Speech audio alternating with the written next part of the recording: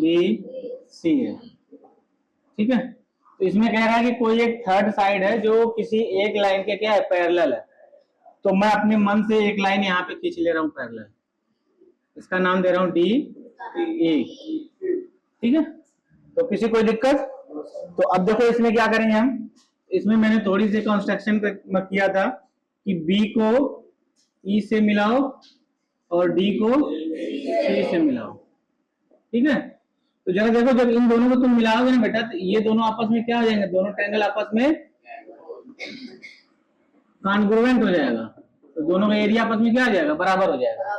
क्योंकि जब किसी भी पैरेलल लाइन को कोई लाइन कट करती है, तो देखो एक तो ये एंगल इस एंगल के बराबर हो जाएगा, ठीक है, और ये एंगल इस एंगल के बराबर हो जाएगा, ठीक है। और ये हमारा क्या कॉमन साइड है दोनों में, तो ये दोनों क्या हो जाएगा, दोनों ट्रायंगल आपस में, क्योंकि जब ये पैरेलल लाइन खींचे हैं तो जाहिर सी बात है डिस्टेंस ये भी आपस में क्या हो जाएगी, बराबर हो जाएगी। यानी कहने मतलब एरिया बराबर, एरिया दोनों का इक्वल हो जाएगा। अब उसके बाद देखो मैंने थोड़ा सा इसमें किया था कि इस ए पे मैंने एक परपेंडिकुलर गिराया था, इस परपेंडिकुलर का नाम था डी एम, ठीक है। और इससे मैंने इस पे एक परपेंडिकुलर गिराया था जिसका नाम था ई एन, ठीक है। तो अब इसकी मदद से हमें क्या प्रूव करना था, टू प्रूव दैट, ये एग्जाम में जरूर लिखना ये चीज है ना, तुम्हें केवल स्टेटमेंट देगा, बाकी काम तुम्हें खुद से करना है। देखो ध्यान से, तो हमें ये कह रहा है कि ए डी बटे B D is equal to A E बटा ई सी, ठीक है। ये चीज हमें प्रूव करना है। देखो हम कैसे प्रूव करेंगे इसे, तो ध्यान से देखो इसका प्रूफ। तो सबसे पहले हम क्या करेंगे, देखो इस ट्रायंगल एडीई का जो एरिया निकलेगा बेटा, ये दो तरीके से निकलेगा। क्यों? क्योंकि इस ट्रायंगल में एक परपेंडिकुलर ए है और इसी ट्रायंगल में एक बार परपेंडिकुलर ये है, तो दोनों से दो तरीके से एडीई निकल जाएगा एरिया, ठीक है। उसके बाद फिर मैं क्या करूंगा, इस ट्रायंगल का एरिया निकालूंगा और इस ट्रायंगल का एरिया निकालूंगा। तो इस चीज को मैं पहले ही लिख रहा हूं, सिंस ट्रायंगल बीडीई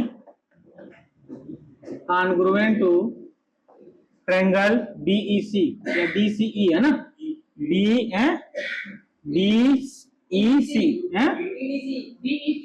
बीईसी कर लो, दोनों कॉन्ग्रुएंट है। तो ये इंप्लाई क्या करेगा बेटा, इट्स एरिया यानी area of triangle BDE is equal to area of triangle क्या हो जाएगा, बीईसी।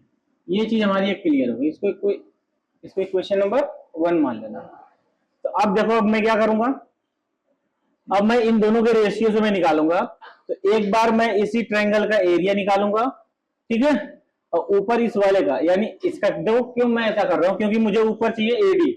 तो मैं क्या करूंगा, therefore area of triangle ADE, ठीक है, अपान में, देखो ऊपर मुझे एडी चाहिए तो ऊपर ए वाला एरिया मुझे लेना पड़ेगा।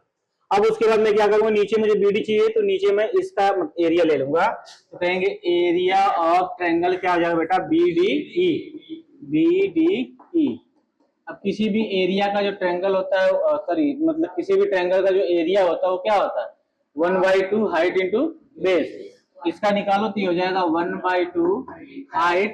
अब जरा देखो इसका, यानी इस ट्रायंगल का ले रहा हूं मैं, तो जब मैं इसका बेस एडी लूंगा, यानी बेस में क्या लूंगा, इसका एडी, तो इस बेस एडी पे परपेंडिकुलर कौन है बेटा, ई एन, क्या हो जाएगा, ई एन हो जाएगा। और अपान में क्या करेंगे बेटा, बीडी का हम क्या करेंगे, तो बीडी जब हम निकालेंगे तो ये भी हमारा हो जाएगा 1/2, तो बेस इंटू हाइट, बेस हमारा क्या बेटा बीडी है, तो बीडी हो जाएगा इंटू हाइट, कितना हो जाएगा, ई एन हो जाएगा, ठीक है। क्योंकि मैं इसी को जब कोई भी ट्रायंगल इस टाइप से होता है, ध्यान से देना, जब कोई भी ट्रायंगल इस टाइप से होता है, जब इसका परपेंडिकुलर गिराते हैं तो बेटा इसको डॉट डॉट करके हम आगे ले जाते हैं, तो वही चीज ये आगे गई हुई है। ये ट्रायंगल यहाँ तक है लेकिन इसको हम आगे निकाले तो ये इसकी हाइट हो जाएगी, ठीक है। तो जरा ध्यान देखो, तब हमारा क्या हो जाएगा, ये ई एन हो जाएगा। अब जो कट रहा है बेटा वो कट कर दो, ये कट जाएगा, इससे 1/2 से 1/2 कट जाएगा, तो कितना आ जाएगा, एडी अपान बीडी, ठीक है। तो अब यहाँ से क्या करेंगे हम, इसको मान लेना इक्वेशन नंबर 2 मान लेना। यहां तक कोई दिक्कत तो नहीं हुई होगी। अब देखो कहेंगे एंड तो दूसरा क्या हो जाएगा, area of triangle ADE। Same उसी तरीके से अब इस वाले हिस्से का कर लो बेटा। तो इस वाले हिस्से को जब हम करेंगे तो ऊपर हमारा ए ही कह रहा है, नीचे क्या कह रहा है, इसी कह रहा है। तो जाहिर सी बात है कि हमें ऊपर वाले ट्रायंगल का फिर एरिया निकालना पड़ेगा, और वो भी कौन से, ये परपेंडिकुलर हमारा चेंज हो जाएगा, बेस चेंज होगा और परपेंडिकुलर चेंज हो जाएगा। समझ आ गया। तो मैंने ऊपर ले लिया कि ट्रायंगल ADE का एरिया, और अपान में क्या हो जाएगा बेटा, एरिया ऑफ ट्रायंगल क्या हो जाएगा DEC। जो मैंने यहाँ लिखा उसके अकॉर्डिंग लिखो, ठीक है ना, DEC ये हो जाएगा DEC। तो अब देखो इसका फार्मूला क्या होगा, तो फार्मूला भी ट्रायंगल होता है 1/2 बेस इंटू हाइट। अब जरा देखो इस ट्रायंगल का जब बेस में ये लूंगा बेटा, ये ए ही है, इसका परपेंडिकुलर कितना हो जाएगा, इस बेस पे परपेंडिकुलर क्या है, DM हो जाएगा। अपान में सेम उसी तरीके से D। अब देखो इसका बेस क्या है बेटा, EC है, तो फार्मूला होता है 1/2 बेस EC और इंटू हाइट क्या हो जाएगा बेटा, इस पे हाइट हमारा क्या DM है, तो हाइट क्या हो जाएगा हमारा DM हो जाएगा। तो किसी कोई दिक्कत यहाँ तक कर लोगे। तो अब जरा देखो ध्यान से, तो देखो DM से DM कट गए, 1/2 से 1/2 कट जाएगा, कितना आ जाएगा AE अपान EC। अभी इसको इक्वेशन मान मानो, कहेंगे from equation 1 we have use, है ना, वी हैव। तो हम इक्वेशन 1 को देख रहे हैं, क्या देख रहे हैं बेटा, BDE की जगह हम क्या लिख देंगे, या DEC की जगह क्या कर देंगे, BDE कर लेंगे। तो ये हो जाएगा एरिया, आप यहाँ इंप्लाई लगा देना, जब भी कोई कुछ हम नया चेंज करते हैं तो इंप्लाई लगा दो। एरिया ऑफ ट्रायंगल ADE अपान में हो जाएगा, मैं DEC की जगह क्या लग दूंगा, area of triangle BDE is equal to HE लिख लो, AE अपान EC। अब इसको मान लो इक्वेशन नंबर 3, ठीक है। तो यहां तक किसी कोई दिक्कत कोई रोज समझ में आ रहा। एग्जाम में ये क्वेश्चन गारंटी से आता है बेटा, किसी न किसी सेट में हर साल आता है, क्योंकि ट्रायंगल वाले चैप्टर का यही सबसे इंपॉर्टेंट पार्ट है। इसी पे बेस क्वेश्चन आते हैं, इसी पे यही डिडक्ट तो ये भी आ जाता है, ठीक है।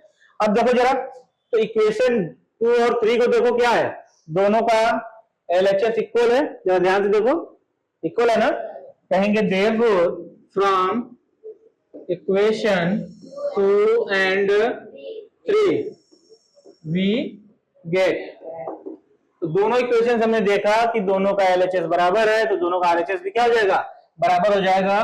तो लिखेंगे AD बटे BD is equal to AE upon EC, और यही हमारा क्या है, यही हमारा रिजल्ट है, यही हमारा प्रूफ है, ठीक है।